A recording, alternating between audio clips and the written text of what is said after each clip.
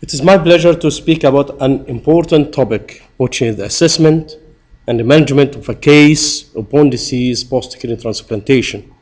This is one of the presentations of the Nephrorise that was held at Cairo under sponsorship of Amgen on April 17th this month.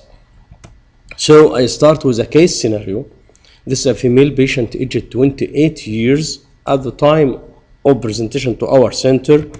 So the original kidney disease was chronic pyelonephritis that progressed to end-stage kidney disease in 2000 and then maintained on dialysis for a year until she received the kidney allograft on May 2001 at Urology and Nephrology Center, Mansoura University, from enthusiastic father for 45 years, same blood groups, one haplotype matching. This means mismatching HLA 3/6.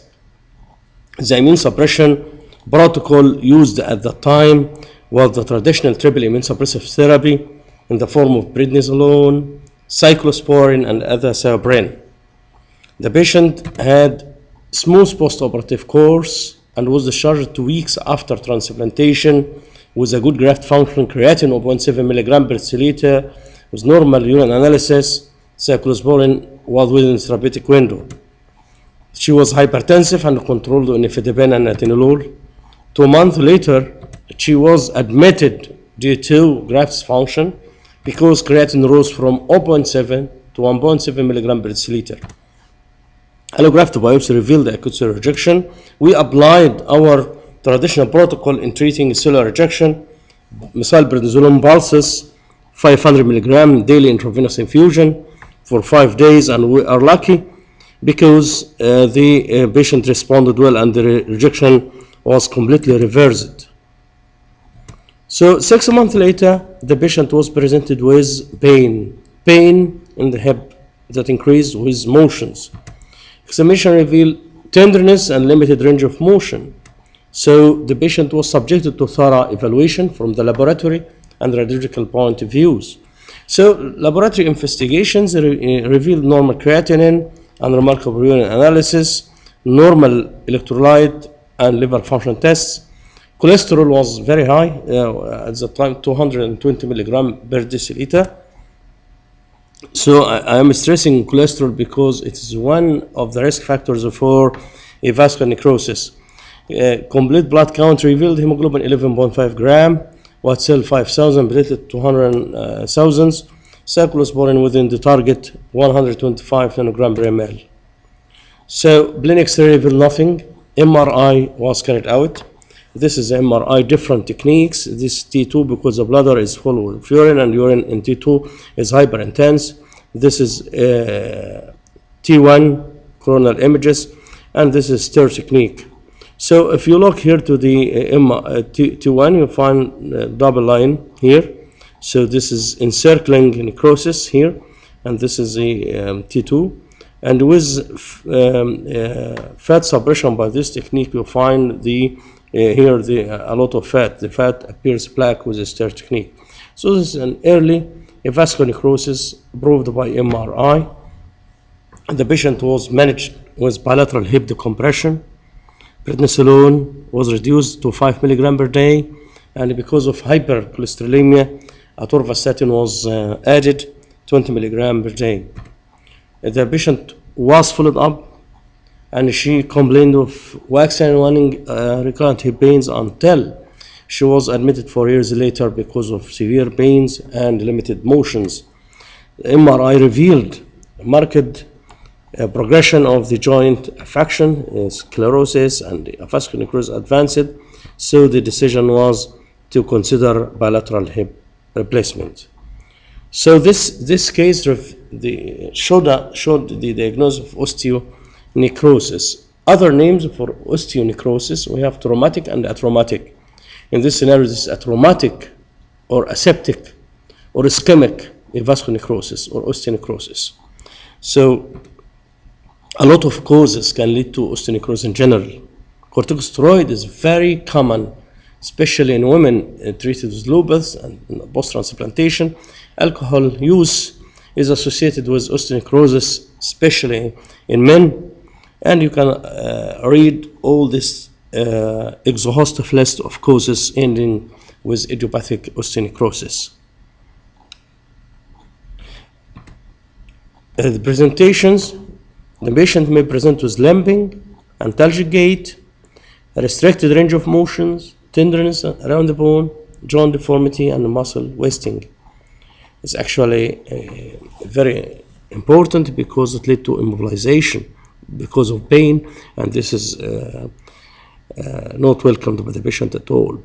What are the radiological diagnostic criteria or diagnostic criteria in general? Histology is the most sensitive for diagnosing early vascular necrosis, but it's really done to diagnose osteonecrosis. A plain X-ray, for depending on plain X-ray, will be very late in diagnosis and will be late in management. Scintigraphy, it's very interesting because it shows the necrotic area appears cold, surrounded by hot area. So this is do not sign. It's very interesting. However, scintigraphy is not sensitive. So the most important technique for early diagnosis of vascular necrosis and for staging of vascular necrosis later is MRI. So whenever you have a transplant patient complaining of pain, please consider MRI, and the threshold for diagnosis for requesting MRI should be low. Here we may have patients with symptoms plus MRI changes. This is indication for intervention. But if you have patients with MRI finding suggestive of a vascular necrosis and the patient is asymptomatic, what will be the management in this case scenario? If the patient is asymptomatic, there is no evidence-based recommendation to do interventions because not all patients with a vascular necrosis MRI without symptom progress to joint deformity. This is the biopsy, this normal bone, this vascular necrosis of the bone. You can find here accumulating osteocyte nuclei. Here is some necrosis, and this is a vessel with thrombosis. Because the pathogenetic mechanisms behind osteonecrosis or vascular necrosis is either the local, systemic, the blood vessel with changes of the endothelial functions, presence of thrombus, platelet aggregation. All these are pathogenic mechanisms, vasoconstriction. All these are mechanisms behind the causation. So this is the ARCO staging. The stage 0, asymptomatic, radiology normal, and histological diagnosis proven vascular necrosis. Symptoms plus MRI changes is stage 1. Stage 2, symptomatic, bone density changes in X-ray, diagnostic MRI image findings. Class 3, crescent sign, 3A below 15%, 3B 15 to 30%, and C above 30% of the articular surface. Class 4, collapsing the head, osteoarthritis and narrow joint space, class 5, and class 6, extensive destruction of joint and involved bones. So this is the ARCO staging of osteonecrosis. Medical treatment should be done, and we should be exhaustive in treating hypercholesterolemia, searching for the precipitating factor like steroid dosages, etc. So the conservative treatment includes offloading the joints using crutches to immobilization, analgesia, bisphosphonate, but be careful by the use of bisphosphonate because of the bisphosphonate-related osteonecrosis, and I show you just a couple of slides, the osteonecrosis of the jaw, and the typical fracture in the femur that may be associated with bisphosphonate. Statins in patient on high dose corticosteroid to reduce lipid deposition and decreasing the ischemic changes. This is the bisphosphonate associated or related osteonecrosis of jaw.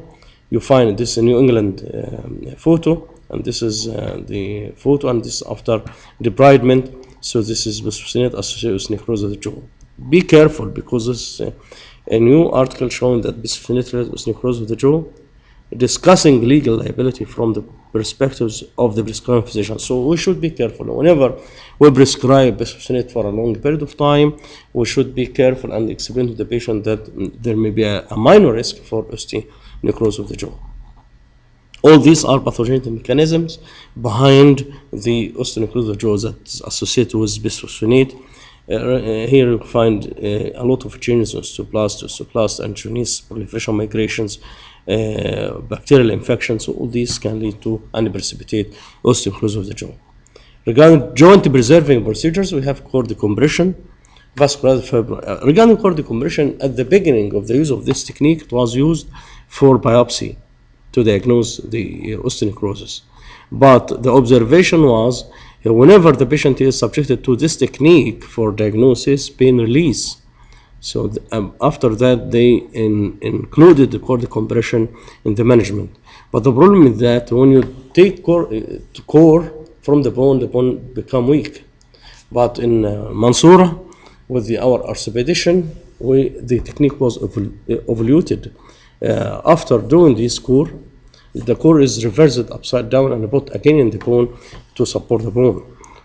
Vascularized fibroid graft, non-vascularized graft, bone marrow grafting, osteotomy, total joint replacements, all these are the procedures, and the choice of procedure depends on the stage of vascular necrosis, plus the expertise of the orthopedician and the collaboration with orthopedics. Regarding our experience, it was published in 2010. At that time, we have 1,700 cases of kidney transplantation. The prevalence of vascular necrosis was 40. This means 2.2%. Before steroid, before the cyclosporin and the use of high-dose steroid, the prevalence of osteonecrosis of the bone was around 15% and decreased after including calcium inhibitors to this range. So when we compare the 40 cases with matched 80 cases, we found that there is no difference in demographic criteria, except the cholesterol, serum cholesterol was higher among the vascular necrosis group at the beginning, before transplantation. After transplantation, we find the correlation between body mass index in the vascular groups was higher, and certain HLA typing, HLA-E9, B35, GRB15, all these are associated with more prevalence of osteonecrosis, especially if the patient receives sirolimus. And here as well, cholesterol is high. So serum cholesterol, body mass index, and certain HLA types were more common in a vascular necrosis group. Regarding the use of immunosuppression, we found that sirolimus-based, the prevalence of it was 6.5%. Development of vascular necrosis in comparison to 1.8%. So we found sirolimus is risky for osteonecrosis, especially with certain HLA type, as I mentioned before.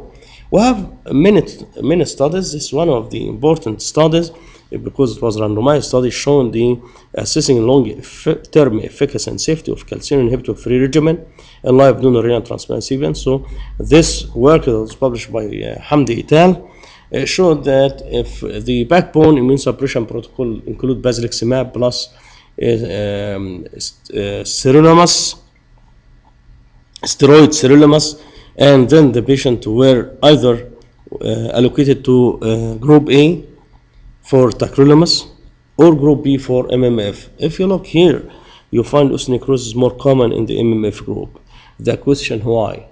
Is it because the use of MMF? The answer is no. Because in the MMF group we used higher level of sirolimus. So in the tacrolimus group, the target sirolimus was 5 to 10, and here 10 to 15 nanogram per ml. Another protocol of assessing steroid avoidance regimen, find the bone pains are infrequent in the experimental group with steroid avoidance, and bone pain and joint pain are more common in the steroid arm. If we look to the United States data system, the current annual data report, we'll find approximately the steroid was used for all cases in the 90s, and currently it is used for the 2/3 of cases. So there is some tendency towards avoiding steroids at the time of transplantation and at 1 year after transplantation. One of important notions to be clarified is not only the cumulative steroid all through long-term follow-up, but the cumulative steroid during the early periods after transplantation. This is a very interesting study showing that if we exceed 600 milligram in the first weeks of transplantation, here look at the vascular necrosis increases by 6-fold if the odds ratio 6.2 if the data are adjusted, and if adjusted for bone 9. So this is in comparison to the 3.1 if it is just below 600, and the reference range was using less than 520 milligram per these 2 weeks. So again and again, we be cautious in the early period after transplantation, avoiding overdosages of steroids.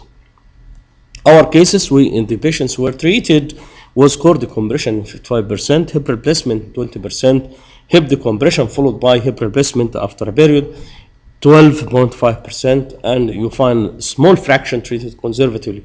So the key message, if you have bone pains, MRI is indicated, and if we are lucky to catch the diagnosis earlier, the patient may respond even to conservative treatment.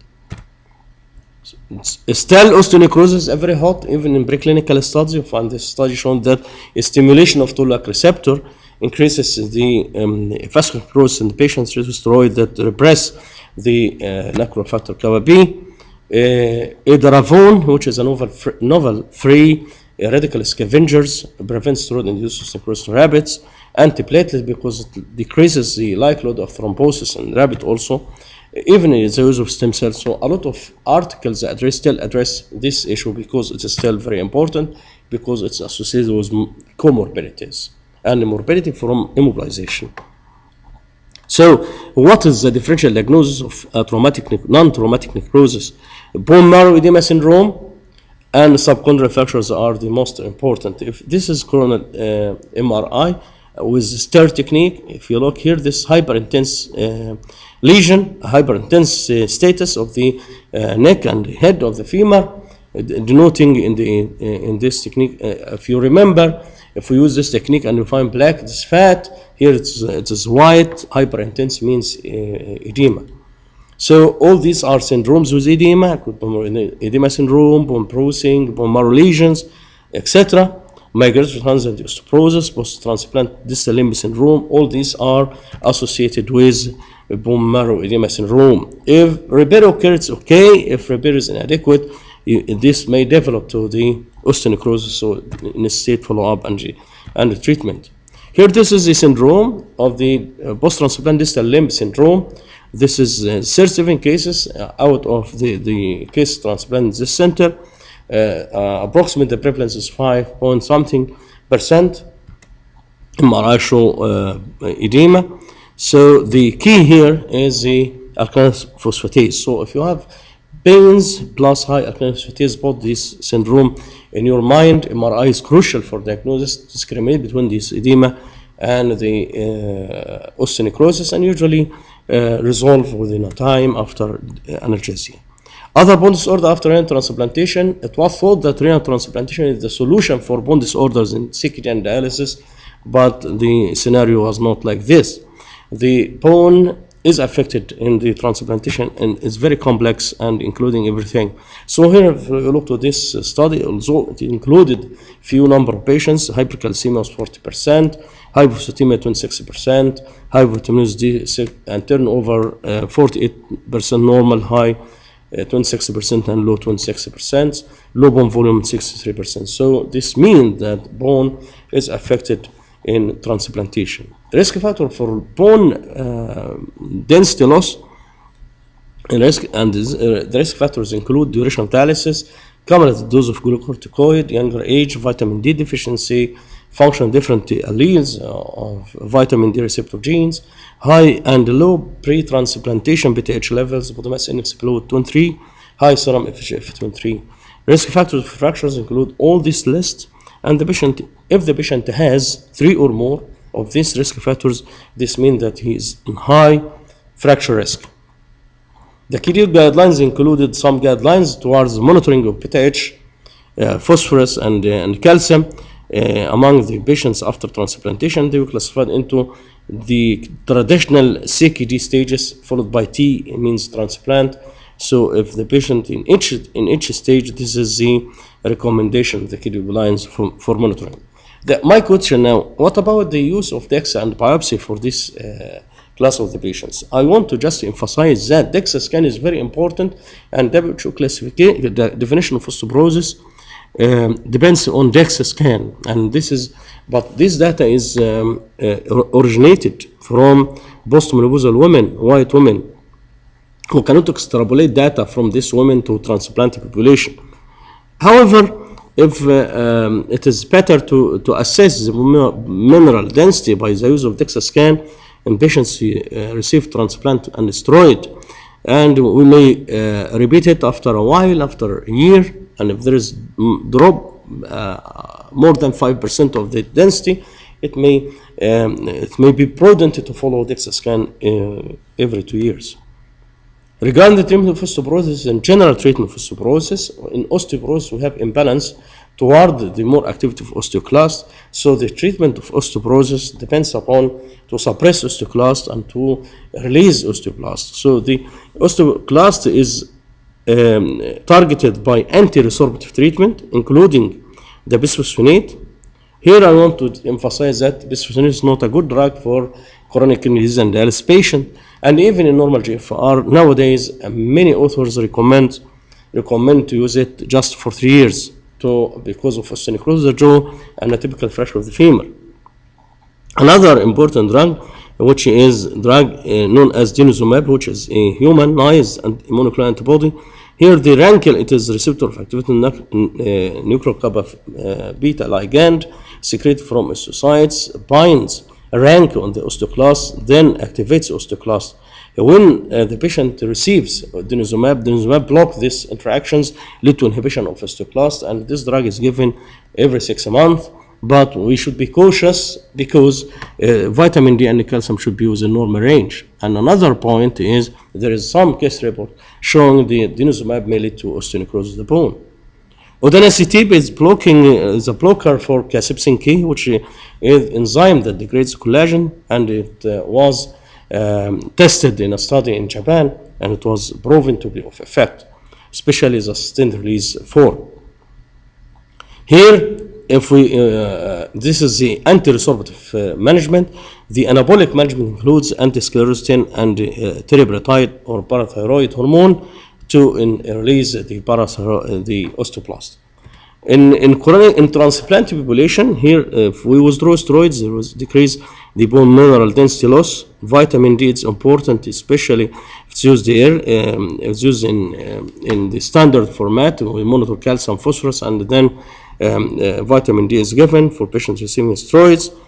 Calcitriol also of help. Phosphorus replacement in patients with hypophosphatemia. I want to just the hypophosphatemia is common after, especially in the early period after transplantation, and it's better to be cautious in management. Yes, we will manage severe hypophosphatemia after transplantation, but cautiously to avoid overdoing and to avoid phosphate nephropathy.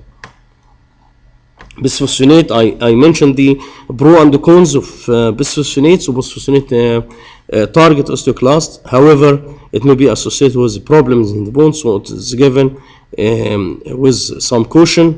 Calcitonin, salamocalcitonin is associated with more cancers of the gut. Calcium mimetic decreases the effect on beta H and decreases the bone mineral density loss. Teriparatide may increase cortical bone. Denosumab decrease and may increase the bone mineral density if it's given, plus the teriparatide. Parathyroidectomy decrease the bone loss. So this is the effect. Here, this is very important because hyperparathyroidism is bad. If the patient is transplanted with hyperparathyroidism, the graft is affected, the outcome is affected. But this is another study. It showed that it is assessment of the skull in trial, including more than 1,800 cases. This is the patients who were recruited 5 years after transplantation, and after at that time they looked at the level of beta H, if it's above or below 65, and the patients were followed up for 6 or 7 years. And this slide shows if the basal at the time of recruitment level of beta H is above 65, there is more the patient survival is affected adversely, graft survival is affected adversely, so the hyperparathyroidism is bad, and so we should strive to monitor patients on after transplantation regarding calcium, phosphorus, beta H as recommended by KDIGO guidelines. What are the indications for parathyroidectomy after transplantation? The persistent hyperparathyroidism and association with hypercalcemia and or progressive and otherwise unexplained renal insufficiency. So this is the classic indication for parathyroidectomy. What about the using doing parathyroidectomy routinely before transplantation? The answer, there is no evidence for that, because secondary hyperparathyroidism usually resolve after transplantation, and for unknown reason after parathyroidectomy graft function is affected, and even if the parathyroidectomy is done on dialysis before transplantation and there is residual renal function is adversely affected by parathyroidectomy. So the common sense is to do it whenever necessary, and the necessary after transplantation is associated with hypercalcemia and progressive and otherwise unexplained renal insufficiency with persistent hyperparathyroidism.